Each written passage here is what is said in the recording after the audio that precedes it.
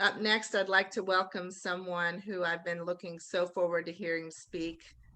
Mary Gauthier has received multiple awards for her past albums and performances, most recently Best Album of the Year 2019 at the International Folk Awards for her 2019 album Rifles and Rosary Beads.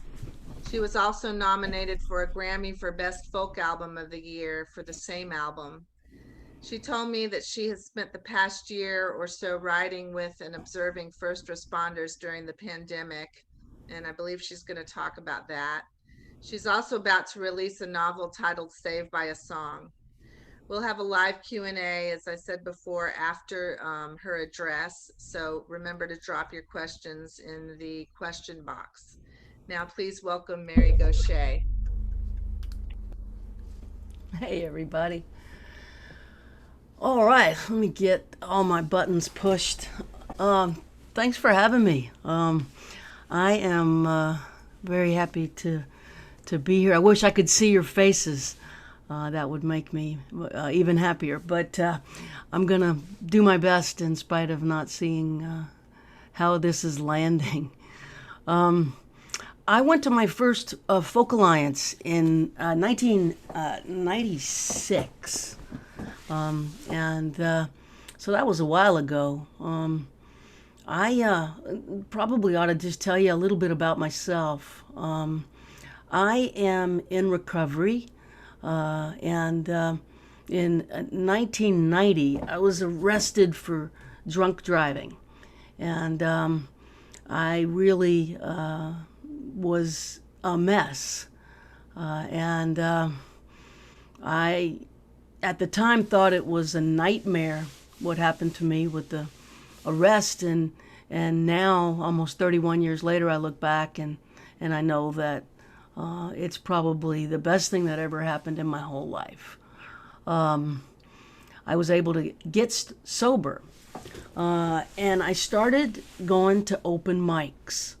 So I got sober in 1990. Around 92, 93, I started going to open mics because a waitress that worked at the restaurant that I co-owned invited me to go to an open mic at Club Passim in Harvard Square in Cambridge.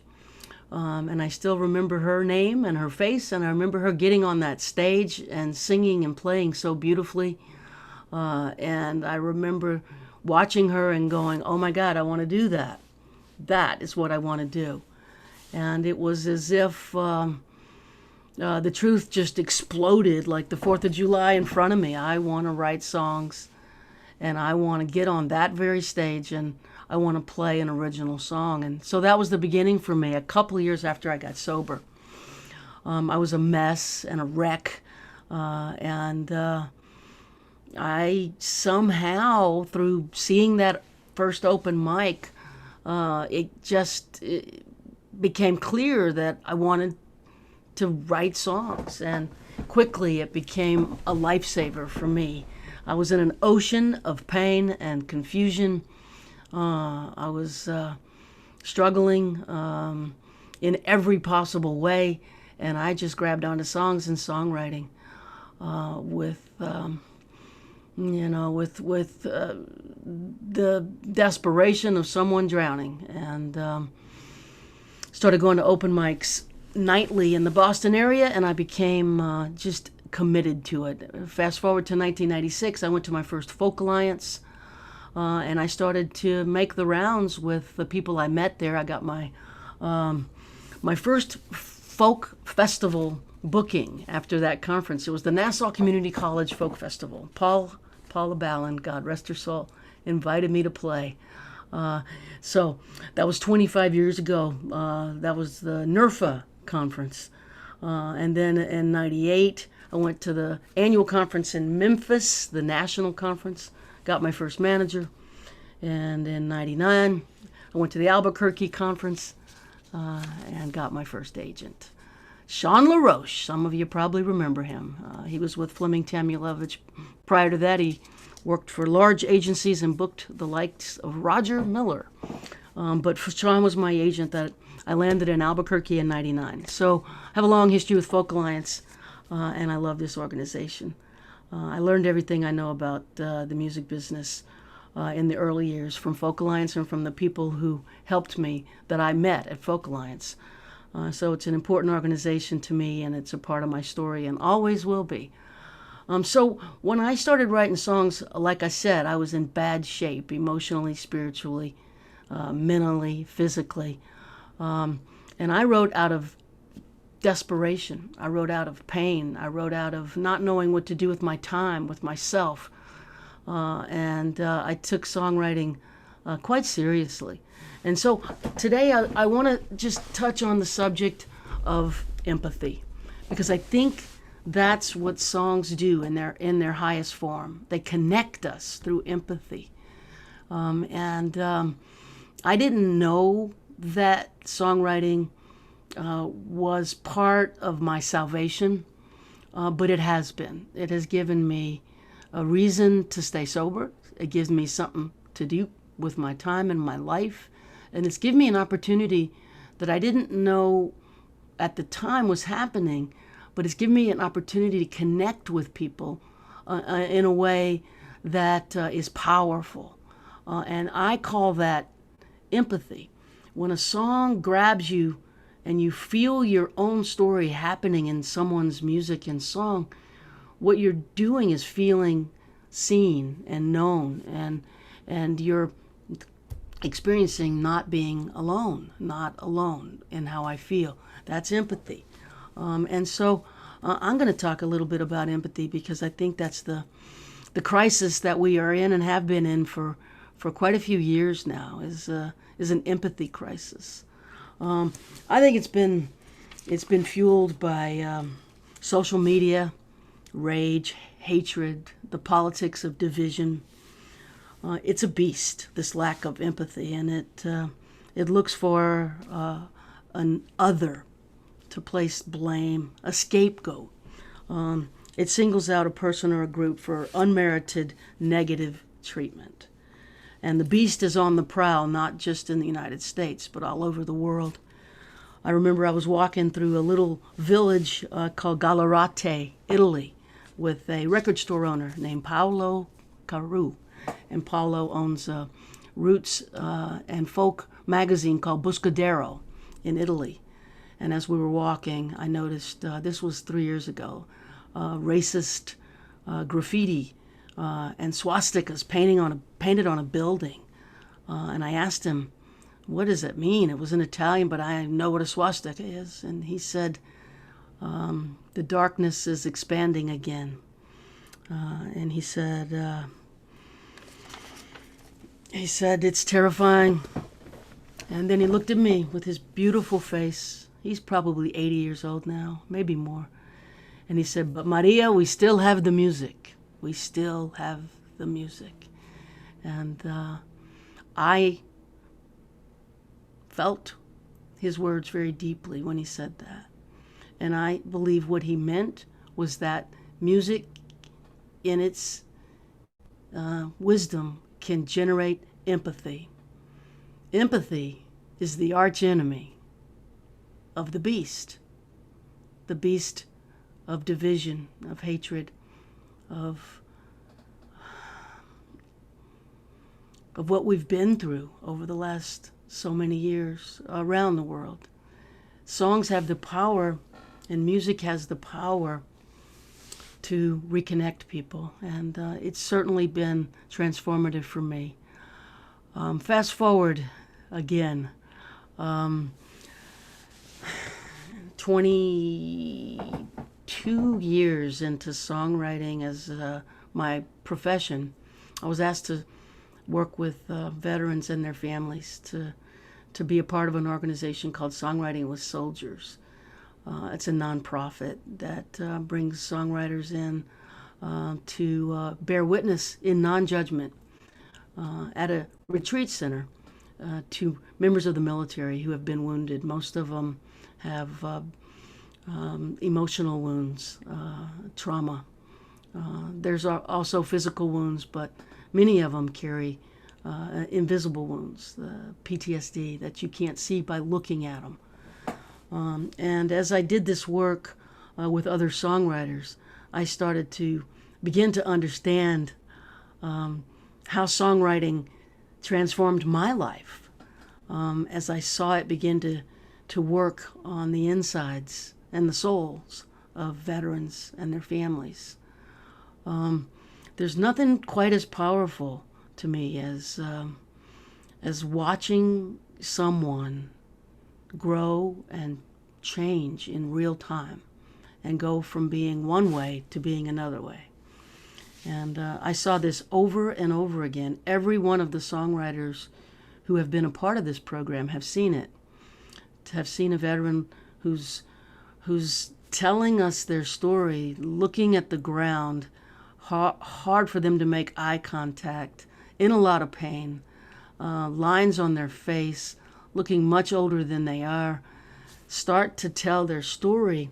And as the songwriter bears witness and starts to find the melody for the story, a connection happens. And in that connection, there's resonance. And as we resonate with each other, we start to build trust. And the foundation of this trust is powerful, powerful empathy. We're starting to feel what it's like to be one another. Empathy is the ability to experience someone else's experience as if it were your own. And so this is the work that we've done for years and years and years now with Songwriting with Soldiers. And I think this is the transformative a part of songwriting that has given me a whole new life. It's done under certain conditions, I think. We all know that music can be escapist, and it can be a vehicle to check out.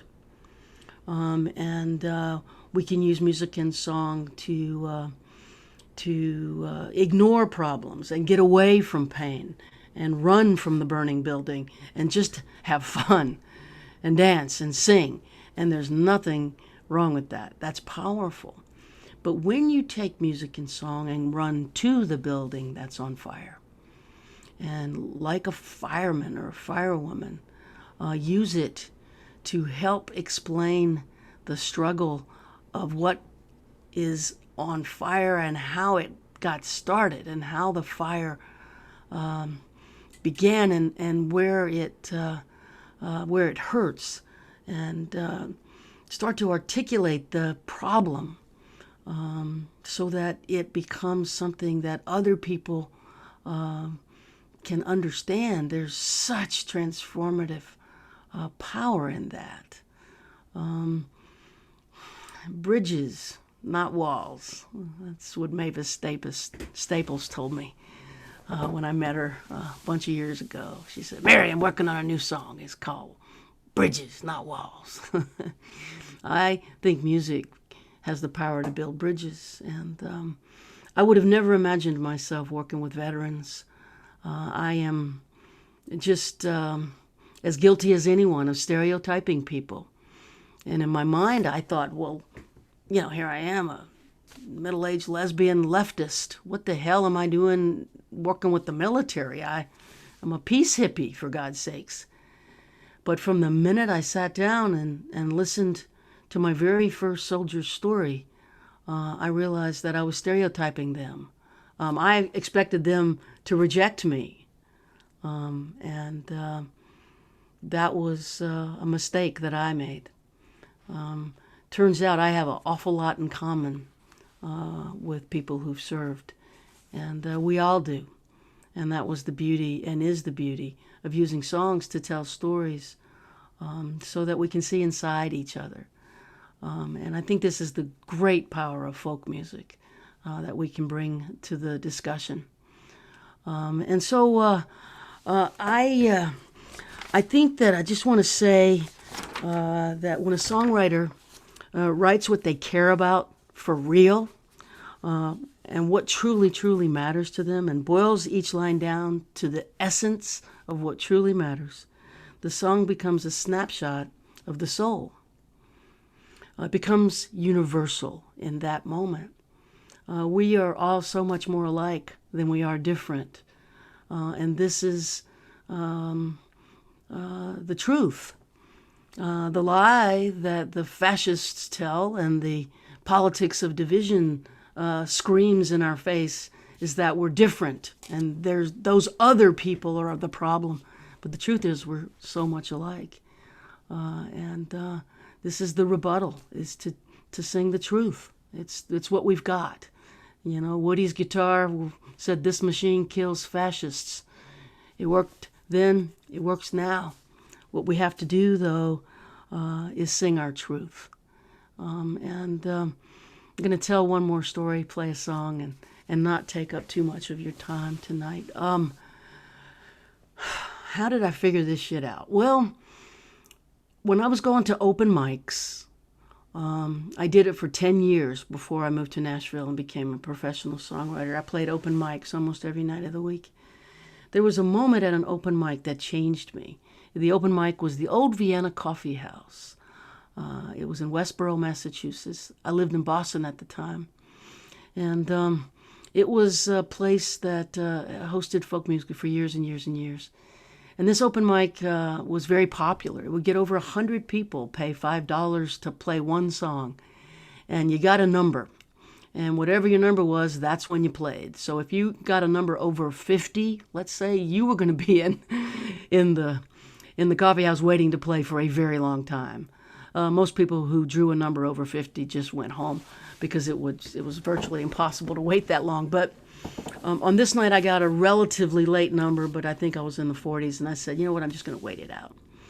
And so you sit in the audience and let other people perform their song, and you wait and you listen. And so it was getting damn near 1 a.m.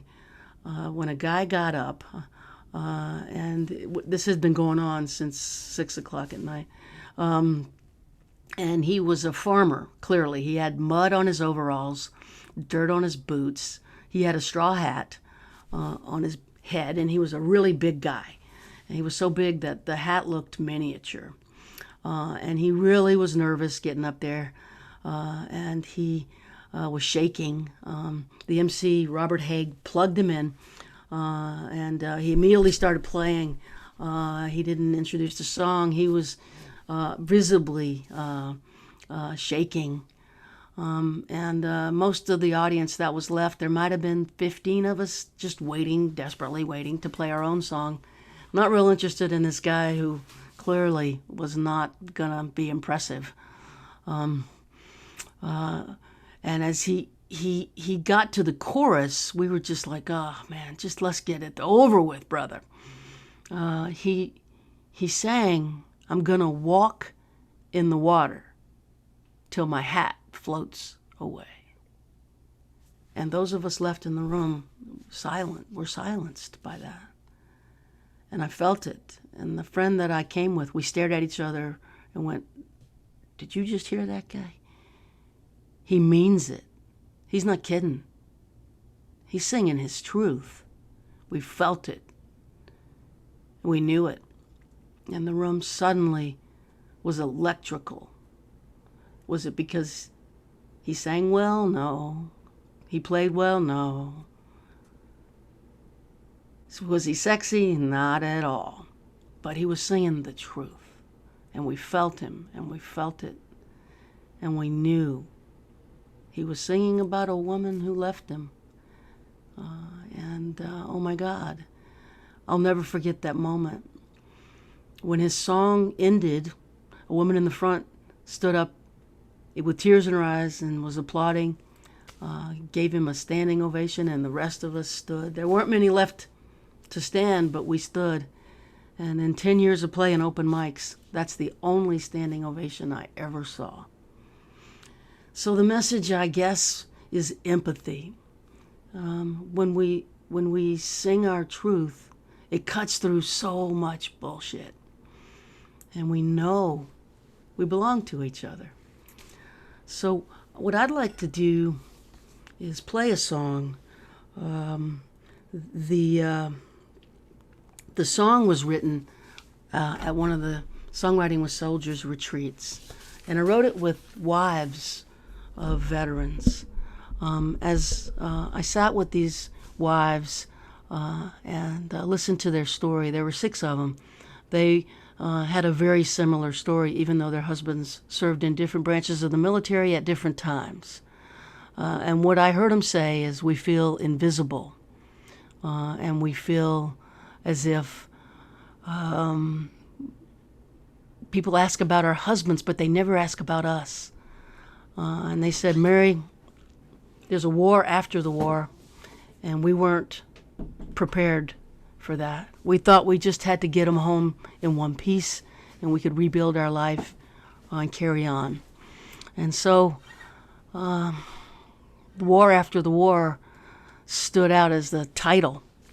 And with Beth Nielsen Chapman as my co-writer, and these 6 women that we were listening to their stories at this retreat, we wrote this song together. And it's called The War After the War, and it puts us all into the experience of being married to someone in the military. And this is new to me, and I learned so much from writing this and doing this work. So this is my partner, Jamie Harris, and I'm going to have her sing it with me, and then I'm going to wrap it up. I feel like I'm just stating the obvious here. You probably know all this stuff, but I like saying it because I think sometimes we wonder, where's the bullseye when we're thinking about the music business or songwriting? Where's the bullseye on the dartboard? And I think the bullseye is to be vulnerable, be honest, and nail that universal truth, and in that way, build bridges, not walls.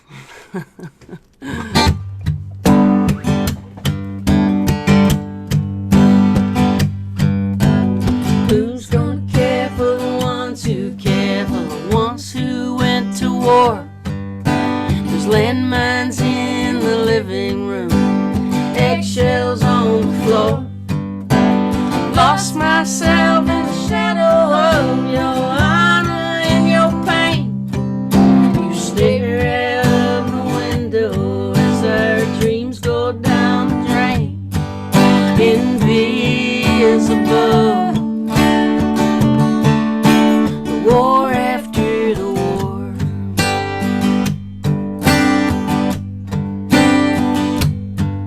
I get no basic training, I get no purple heart.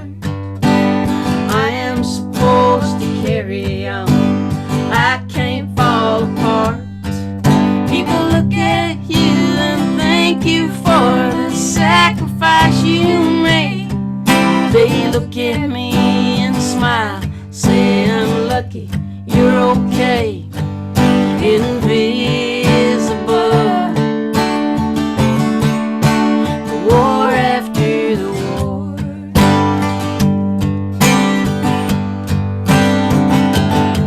But I'm a soldier too, just like you, serving something bigger than myself. I serve unseen, caught in between my pain and the pain of someone else.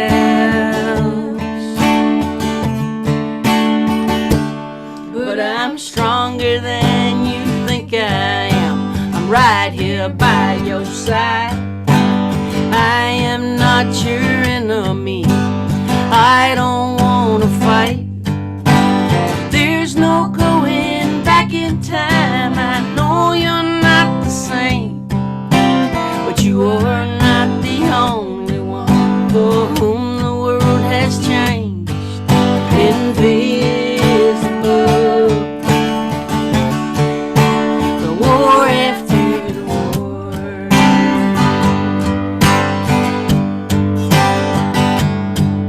Invisible. The war after the war.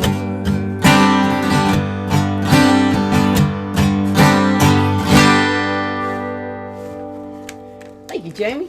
Thank you. Love singing that with Jamie. So I think that's probably what I wanted to say. I'll just wrap it up with this thought.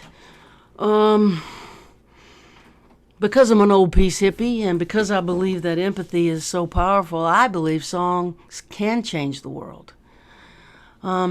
It's not done directly, I think. I think it's done this way. I think a song can change a heart. I've had so many people come up to me in the folk rooms that I play, older folks now, who said, I was one of the people who hissed at and criticized the soldiers coming home from the Vietnam War. I didn't realize what I was doing. I understand from listening to your songs now that it was wrong to blame the soldiers for the war. And empathy, the power of empathy. So a song can change a heart. And when a heart changes, it can change a mind. And when a mind changes, it changes a person. And when people change, that's how the world changes. One heart, one mind, one person at a time. And with that, I would like to thank Abby and Matthew and the board for having me. And I appreciate the opportunity to share these thoughts with you today. I'm happy to answer a few questions if you'd like. Okay. Oh, Mary, thank you so much. That was just a wonderful, wonderful address. And I'm just going to take that word empathy away with me because that kind of sums it all up so well. Um, we do have a question from Todd Hoke. What barriers did you have to push through as a lesbian artist? I'm thinking about Nashville, but I'm sure it's bigger than that. Thank you for sharing your heart and soul with SERFA. Thanks for the question. Turns out if you can grab people's heart, the barriers break down. My job, I think, as a songwriter has always been to get through people's beliefs and opinions and go to their heart. And in that way, I've been able to, find my way around this town. I play the Opry. I got a record deal. I got publishing. I mean, I've done just fine here. I've been here for 21 years. I never set out to be a superstar or anything. I'm a folk singer to the core. My vision has always been a bar stool, a bottle of water, a spotlight, and an audience that's listening. That's it. And then I get in my car and go to the hotel. I've been able to accomplish that. I think if I'm able to grab the heart, doors open. So I'm sure there's been prejudice and barriers, but I haven't. It hasn't been in my face. I've been given a lot of opportunities, and I'm grateful for that. Wonderful. Um, I have a question, if you don't mind. You had mentioned about first responders, and I know that that's not your main topic tonight, but um, what did you do in going out with first responders, and how did that touch you as far as empathy goes? Well, yeah, I've been writing songs with doctors and nurses that have been working COVID units, and hearing their stories and turning their stories into songs in the same way that I did with the veterans prior to the pandemic, and listening to what their experiences are, and helping them to articulate it in a song, and then bringing those songs into the world has been powerful. I guess to answer the question, our doctors and nurses in large numbers are dealing with trauma.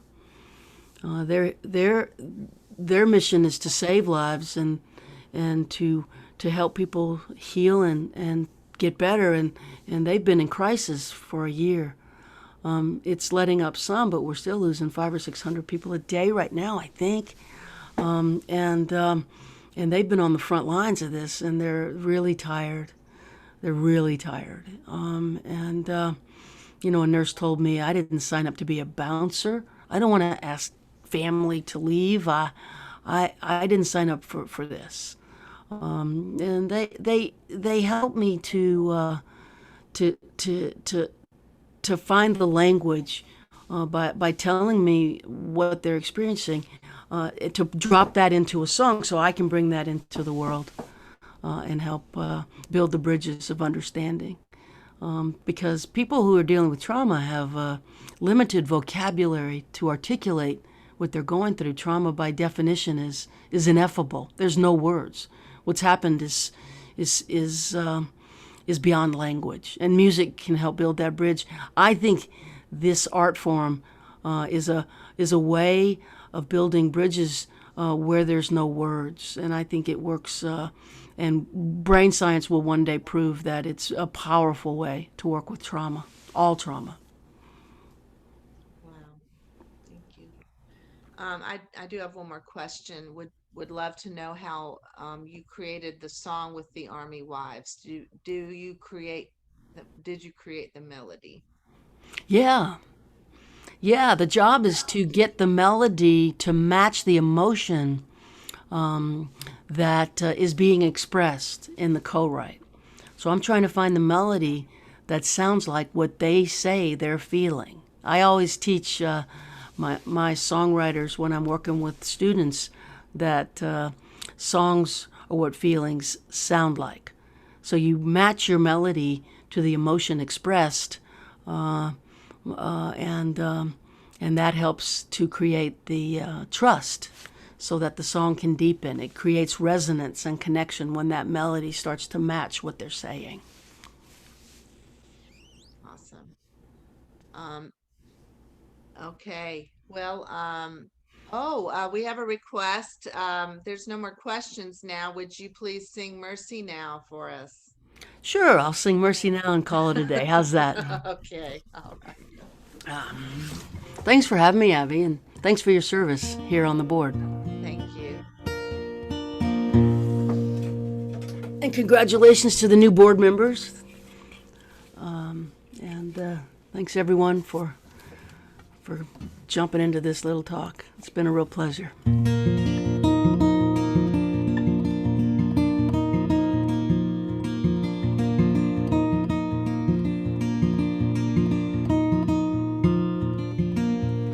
Well, my father sure could use a little mercy now.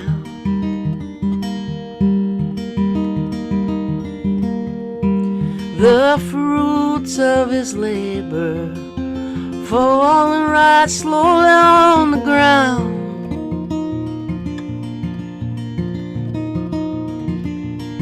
His work is almost over.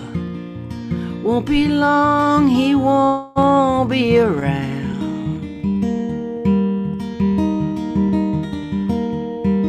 I love my father. He could use some mercy now.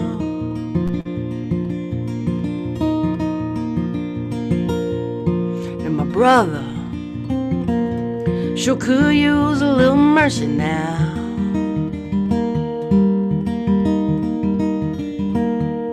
He is a stranger to freedom, shackled to his fear and doubt.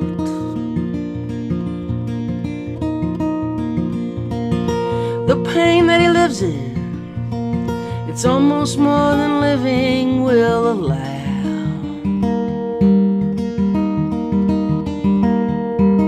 I love my brother. He could use some mercy now. My church and my country, they could use a little mercy now.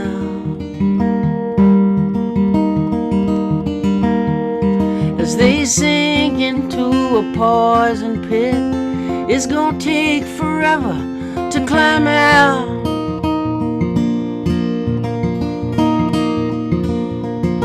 They carry the weight of the faithful who follow them down. I love my church and country. They could use use some mercy now. Every living thing could use a little mercy now.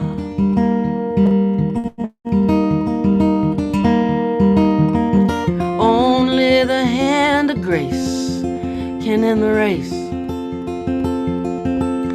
towards another mushroom cloud.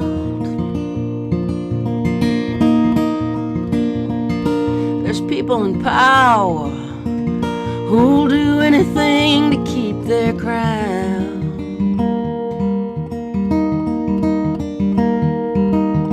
I love life, life itself could use some mercy now.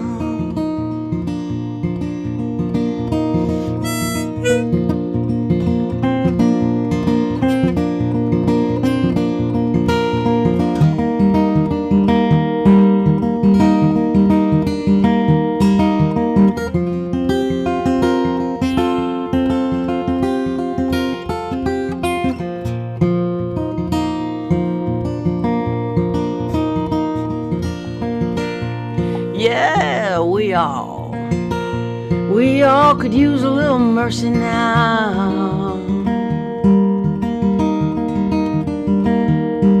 I know we don't deserve it, but we need it anyhow.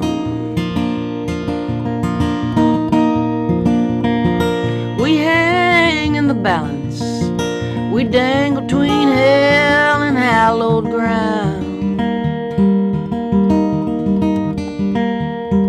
And every single one of us could use some mercy now.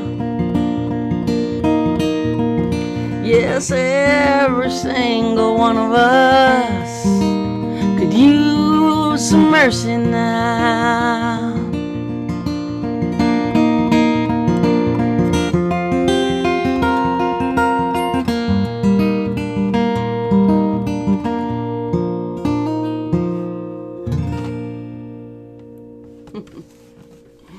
Thank y'all. I know that everyone else was clapping in their rooms, but I'm going to make mine audible for you. So good, so good. Thank you y'all. so much, Mary. Thank you so much. Pleasure's mine. Thank y'all for having me. Thank you. Thank you. All right. And hey, everybody, we've still got a couple more things going on. Please come over to our second SERFA Conversations event. It's in 15 minutes at 8:15. We'll be discussing the topic post-COVID.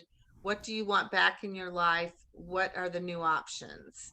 And then from 9:30 to 11:30, there will be a final round of guerrilla showcases.